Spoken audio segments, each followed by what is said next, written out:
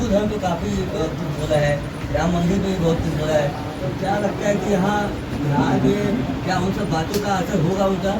नहीं, मैं कह रहा हूँ कि धर्म एक विचार का नाम है और बहुत सारी जाति जो व्यवस्था है, जातीय व्यवस्था के ताल्लुक से बहुत सारे लोगों को डिफरेंसेस रहे हैं, तो जाहिर है।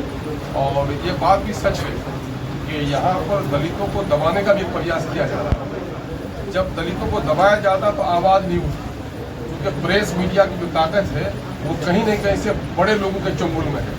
लेकिन हिंदू धर्म धोखा है क्या? अभी मैं ये कह रहा हूँ जब दलितों को सताया जाता है तो दलितों को सताए जाने की आवाज़ लोग नहीं उठाते, क्योंकि ये मामला विशेष धर्म का है और मैं उस धर्म पर कोई टिप्पणी नहीं कर सकता। आपने उनके साथ ये किया है, आपने अलायंस किया है? मैं अलायंस क्या, मेरा पॉलिटिकल अलायंस है, कोई धार्मिक अलायंस नहीं है। धर्म विचार है तो हिंदू धर्म को धोखा कर रहा है, ड्रामा कर रहा है। राम मंदिर के जो होता उस पार्टी से आप अलायंस कर रहे हैं, उन्होंने बनाया। आप कह रहे हैं कि आप वो तो नहीं मानते, इसका मतलब अभी हिंदू धर्म को धोखा मानते हैं। सुनिए, आप मेरी बात सुनिए। सवाल ये पैदा होता है कि इस राष्ट्र का जो संविधान है, संविधान बनाने डॉक्टर भीमराव अम्बेडकर का बयान आपने सुना होगा। उसने कहा मैं फलानी जगह जन्म लिया हूँ, फलानी जगह मरना नहीं चाहता हूँ। तो ये विचारधारा के ताल्लुक से सदियों पुराना विचारधारा है कि किसी को कोई पसंद करता है, किसी को नापसंद करता है।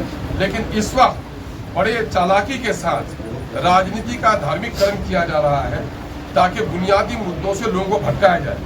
आज देश का मुद्दा बच्चों की पढ़ाई है, बीमारों की दवाई है, नौजवानों का रोजगार है, देश की सरहदों की हिफाजत है, साइंस टेक्नोलॉजी के दरमियान में तरक्की करने का मामला है। आप जिन मुद्दों की तरफ इशारा कर रहे हैं, इन मुद्दों ने ही देश को खोखला कर दिया है। इनसे ऊपर उठने की जरूरत है। और इंडिया एक सेकुलर स्टेट है। सेकुलर स्टेट का हमारा ये है कि अपने आस्था का पालन करो और दूसरे के आस्था का आदर करो। महागठबंधन में सीट शेयरिंग अभी तक नहीं हुआ है, क्या कहिएगा? आखिर क्या परेशानी हो रही है? अब उनके घर बिरयानी पकी कि शीरनी पकी, उसके बारे में उनको क्या ताल्लुक? मामला ये है कि किसको ये फिक्र है कि कारवां का क्या हुआ। हर कोई लड़ रहा है कि सरदार कौन है। महागठबंधन में सरदारी की लड़ाई है, बिहार के जनहित की लड़ाई नहीं है। बिहार के जनहित की लड़ाई होती तो आज ये वोट बिखरते नहीं। इस वोट को बिखरने का अगर कोई जिम्मेदार है तो महागठबंधन के लोग। आप लोग भी गए थे ढोल नगारा लेके, लेकिन भाव नहीं मिला। अरे हम तो दामन फैलाने गए थे भाई, हम तो धमकाने नहीं गए। हाथों में तलवार नहीं थी, फैला हुआ दामन था।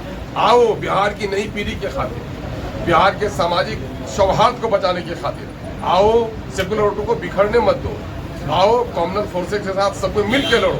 लेकिन न जाने अब क्या समझौता उनका है, वो चाहते हैं कि बिखर जाए लोग और जीत जाए कोई और। अब आपका गठबंधन तो हो गया है, सभी सीटों पर आप लोग चुनाव लड़ेंगे मिलकर एक साथ? ये हम लोग बात को बिलीव करेंगे। एक ही बार आपको तकलीफ क्यों देंगे, बार बार आपसे। सीमांचल के कुछ इलाकों को चूज कर रहे हैं या फिर पूरे बिहार के? पूरे बिहार का पूरे बिहार में आप एमआईएम जवानी में है। बचपन में माँ के गोद में, लड़कपन में आंगन बस्ती से बाहर, और जवानी में पूरे शहर की तरफ। और आप देख रहे हैं कि हम तो पार्लियामेंट भी लड़े यार, मगध में भी लड़े, है ना, चंपारण में भी लड़े, आपका मिथिलांचल में भी लड़े, फिर भी आप लोगों को कहते हैं अंदर में ही रहे। नहीं, इस बार साथ में सभी सीटों पर लड़ेंगे। साथ तो इसलिए ले कि और मजबूती से पूरे बिहार में लड़े। क्या राजधानी में एआईएम अपना कैंडिडेट देगी? पटना के अंदर जी फुलवारी शरीफ में अपना कैंडिडेट देगी?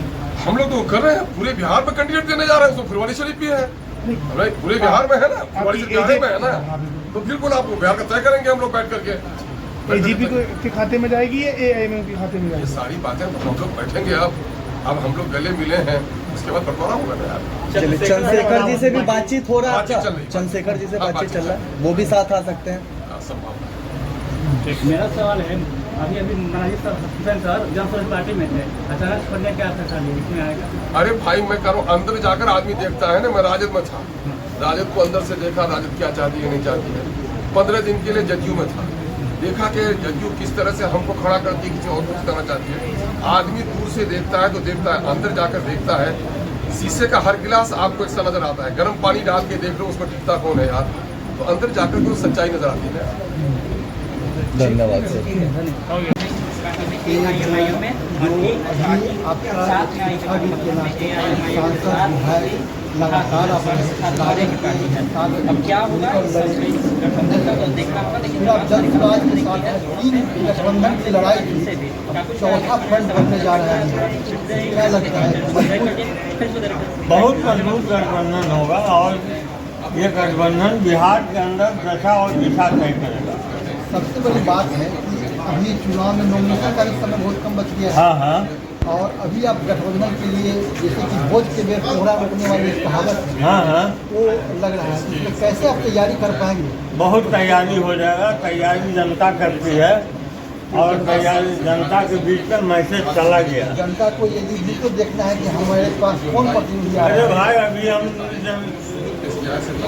MIM ज्वाइन किया है और सैकड़ों हजारों फोन टेलीफोन पर आ रहे हैं मुबारकबाद के।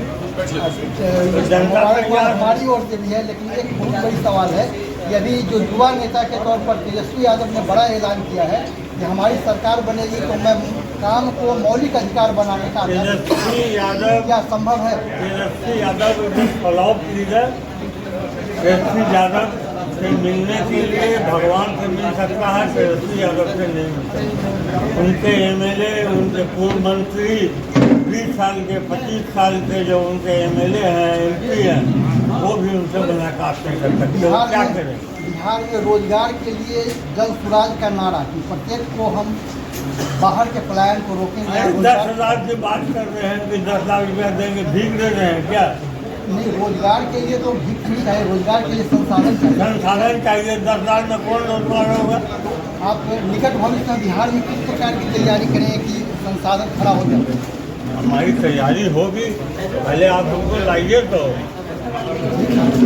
हाँ, बिहार में चुनाव की घड़ी एकदम निकट आ गई है और ऐसे परिस्थिति में अब तक तो दो गठबंधन, एक महागठबंधन और राजग गठबंधन जो सत्ता में है, चर्चे में थी और उसमें जन सुराज त्रिकोणीय मुकाबला के लिए तैयार था। लेकिन इस दंगल में क्षेत्रीय पार्टी अपनी जनता पार्टी स्वामी प्रसाद मौर्य के नेतृत्व में जो चल रही है, उनके साथ AIM का बिहार में अब गठबंधन हुआ है। और यहाँ बिहार के महागठबंधन के एक समय के बहुत ही कद्दावर नेता, सांसद भी रहे, मंत्री रहे और शिक्षाविद भी हैं, उनका इस पार्टी के साथ आना हुआ है। और अब महादंगल जो 3 पार्टी के बीच था, वह चौथे खेमे में तब्दील होने वाला है। क्या महागठबंधन में राजद माई समीकरण को बरकरार रख पाएगा या बहुत बुरा परिणाम त्रिकोणीय विधानसभा के संकेत मिल रहे हैं? ये तो आने वाला समय ही बताएगा। आनंद नमन, पटना।